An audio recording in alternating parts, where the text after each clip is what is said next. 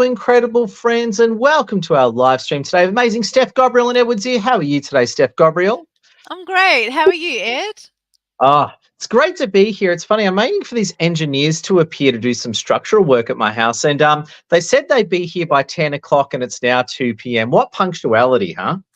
Have they called at all? I called them up and they said, oh, yeah, we'll get back to you. And I just never heard back from them. So I guess it'll probably be happening another time. So there you go.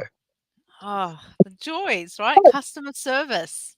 Yeah. No, and I thought it was such a great way to lead into our sales mastery live stream. What a better way to do it, because you're amazing at customer service and people love you. And I was going to ask you, Steph, right? Sales, tell us about your experiences selling over the past few years. What's going through your mind? What does sales mean to you? And share some of your gold nuggets and insights. Sure. So I think post-COVID, Ed, especially, I think people are a lot more weary of, who they're buying from and what they're purchasing as well. So I think that's why it comes back to that know, like, trust factor and people buying from people. If you don't connect with people, people aren't going to buy from you. It's as simple as that, because they're buying from people. They're not buying from a business at the end of the day, as you know yourself. So I think it's really important to have that presence and to be, and look, and we've talked about this before, Ed, as well, that when you're face to face, you build that relationship a lot quicker than what you do online.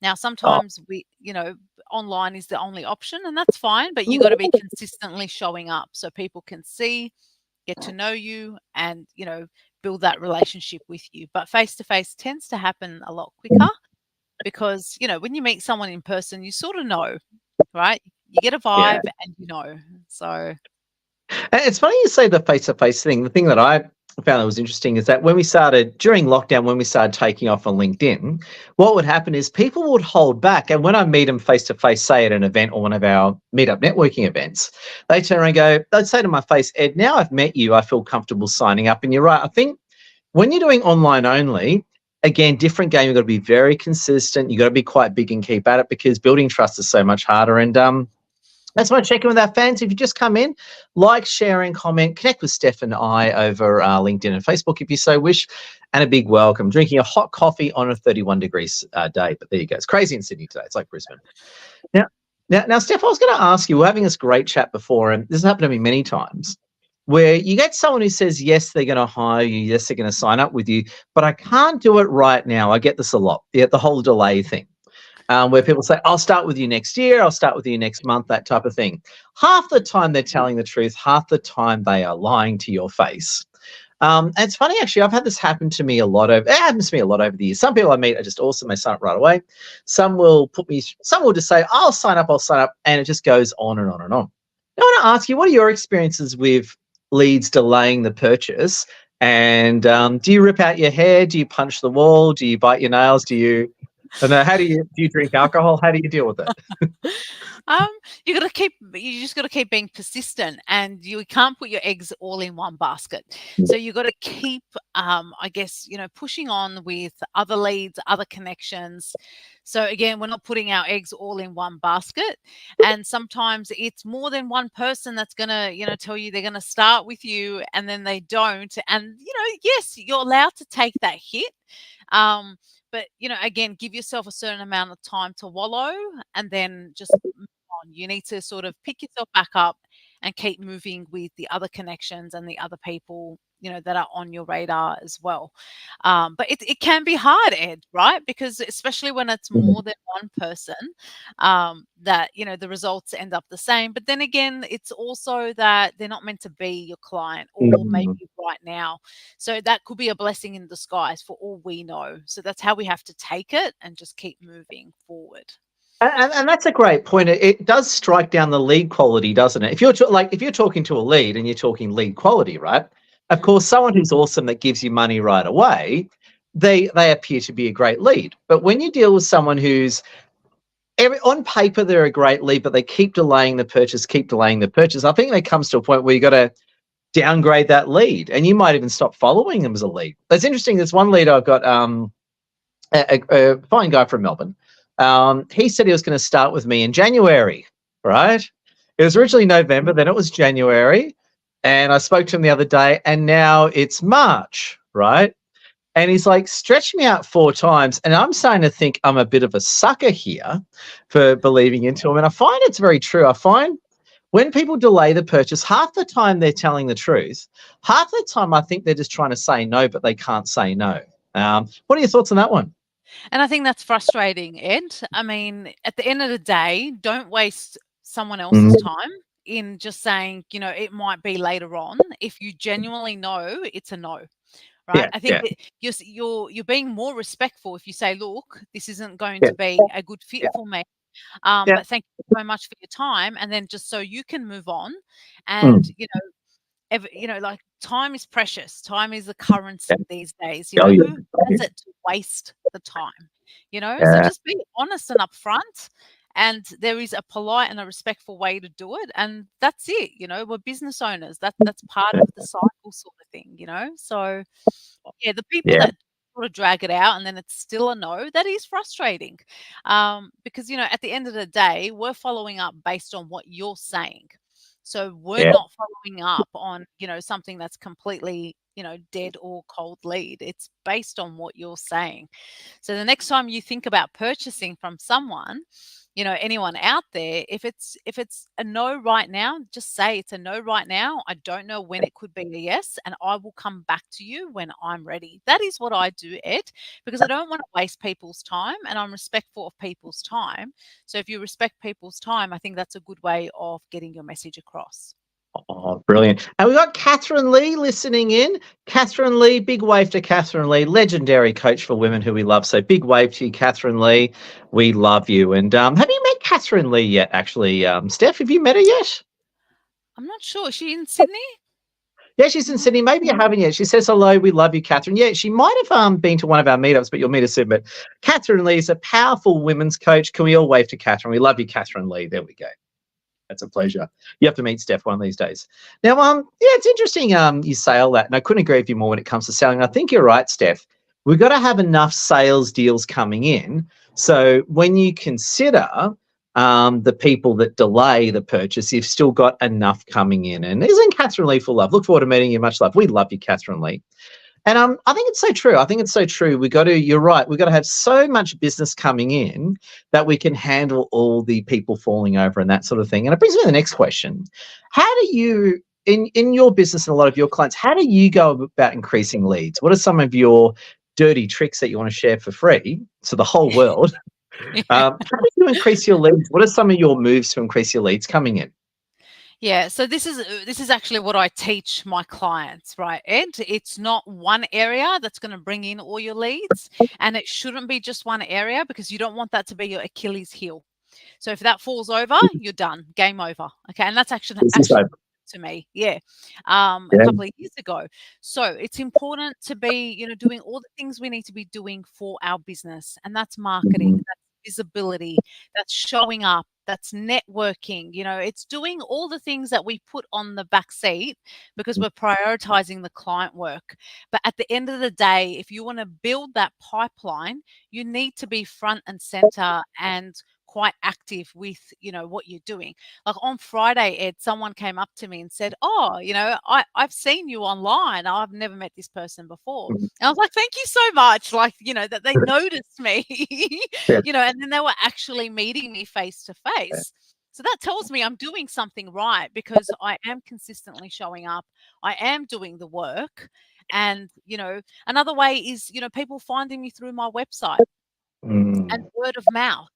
So there are all these different avenues that people can be finding you, but you have to put in the work in order to be found, or to be building those connections even online, Ed. We estimate that people are getting to know, like, and trust you just by through watching your content at the end of the day, right? And then whatever sticks or whatever connects or whatever it is that makes them push them over, they'll get in contact and say, look, can we have a chat about what you're Mm. doing? So there's Mm. not one avenue for bringing in leads. There should be at least three or Yeah. four. Couldn't agree with Okay. you more. And Catherine Lee just added, love that consistently showing up. And I couldn't agree with you more. And it's funny, I got in a lot of trouble quite a few years ago. So years ago, this is before I started my own business network, and this is before I saw the light of the business chambers. I used to be a big leader in this business network. And what happened was it was a franchise from the UK, and I was very tight with the British. And the Australian owner had a big fight with the British. And because I was friends with the British, they kicked me out of the network overnight. It was really stressful because it was my main source of leads that turned off overnight. I then went to the business chambers, and then within a few months, I was then making more money because I was getting better quality leads out there. And it was interesting, though. I learned the lesson pretty badly. It's sort of like, yep, this is my major source of leads. It just got cut off on me like that. And yeah, I was in a lot of trouble, and I suppose it's happened to everyone. I like what you said. It's good to have a few of them. So, for example, we've got Facebook, LinkedIn, and Meetup. There you go. There's my 3 aspects of leads coming in. Yeah, and I couldn't agree with you more. I think it's funny. Like, I'm a LinkedIn guy, and whilst I do poke fun at Facebook, I also get a lot of leads from Facebook as well, right? So there we go. So I was going to ask you as well, Steph Gobraiel. So I think we've all established we definitely want high value clients. We want great clients coming to us, right? Mm-hmm. How do you suss out someone pretty quickly to see if they'll be a good client for you? What are some of the tricks and questions you ask to assess that? Yeah, so I do my research before even having a conversation if someone's booked in a call with me, because I want to see what they're doing, what they're not doing, and it speaks volumes because we do leave a digital footprint, right, Ed? So, you can't escape that A in this. digital trail of destruction, you would say. Yeah, exactly. Hopefully not destruction. However, keeping it Just positive. follow the Yeah, trail of destruction, you'll find Steph or exactly. Ed. Yeah. But you can very quickly see what people are doing and what they're not doing, and where they're spending some of their time and where they're not spending some of their time. So doing that little bit of research is really important, because then it drives the conversation when you go into the conversation, right? So it's not starting out from the very beginning. You're at least a quarter off the way in because you've done some of your homework on that person. And sometimes it's just asking those questions if you don't get time to. So 99% of the time, if I'm having even a networking catch up over Zoom with someone, I'll be honest and I'll say, look, I haven't had a chance to look at what you do and whatnot, but I'd love to hear more about who you are and what you do, so I can get a better understanding. And then sometimes the way people talk about themselves and their business can tell you a lot as well, Ed. It's really coming down to whether you're listening for what they're saying as well. Yeah, I think it depends as well. Like, sometimes you can get very narcissistic type of leads in that it's and just a caveat here, of course, like when you're talking to someone, your goal is to be listening to them. But sometimes I find you meet leads that just talk over you. They're not really with it, and they don't sound really present. I use that as a means of down scoring that lead as well. And Catherine Lee makes a good point. We love you, Catherine Lee. Everyone connect with Catherine Lee on Facebook and LinkedIn. I like that point, research first. Yeah, exactly. And that's actually a good point that Catherine Lee and you raise, Steph, is that I agree. So let's say I've got an actual meeting booked with someone, be it face-to-face over Zoom or be a phone call or whatever. Even this happened to me before. I had a really good lead come in this morning. Actually, I'm not even connecting to them yet. They're a referral. And they told me the name. I just brought them up on LinkedIn and started researching while I was talking to them on the phone. So I find even that works. I find even if I don't know the person that well, I like to have a quick peek at their Facebook and LinkedIn just to get a feel of who I'm talking to. It does really help increase the conversion. Now, I was going to say as well, and I hear this a lot as well, masterclasses. I do them through the form of Zooms, you would say. So running free events and that sort of thing. I know that you're making your foray into running your own event. Tell us firstly, what do you think about the idea of free events as a mean? Obviously, you agree because you're doing it. But what do you think about free events and stuff, or free masterclasses to bring in leads? And tell us about what Steph Gobraiel's got cooking up in her kitchen.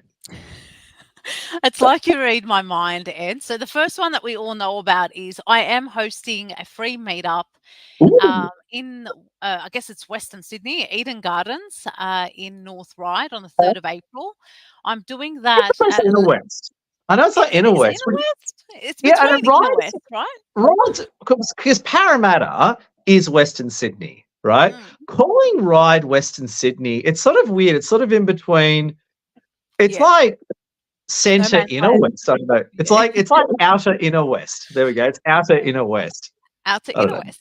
There Okay, we go. so given there's not much networking around here during the day, I thought, well, why not, start my own thing? And yes, I needed a push from you, and the universe sent me some signs. And I'm like, you know what? I have nothing to lose. All I want to do genuinely is bring business owners together in the middle of the day, make some new connections, have a meal together, and then, go from there. So that's one thing I'm doing on the 3rd of April at 11:30 a.m. If you are in Sydney, I would love to have you there. And the other thing I'm doing is the next day, Ed, I am hosting a masterclass, which is Oh. going to be on quarterly goal setting. Mm. So I did the whole year one last year, and I found that was a bit of an overwhelm for a lot of people because a lot can change in a year, let alone half a year or a quarter. So, what I'm going to be doing the next day is I'll be hosting a quarterly goal setting session, and that's a caveat to my membership. That's going to be using the same workbook, and it's just going to be a session of, reflection, personal goals, business goals, and then people can get an idea of what my membership is really about.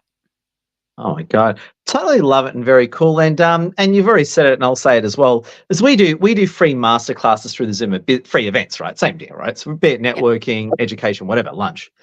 And to me, the beauty about doing stuff for free is it gives people it builds a lot of goodwill, but B, it gives you a way of meeting lots of people and people can really try you out before you buy. And I hear this all the time. People try our events. If they love it, they'll just turn it to instant leads. And I don't mean leads in terms of some weirdo finding me on the internet. What I mean is it's like you're already friends with them and they're like, oh, hey, how does you, they've already mentally bought you.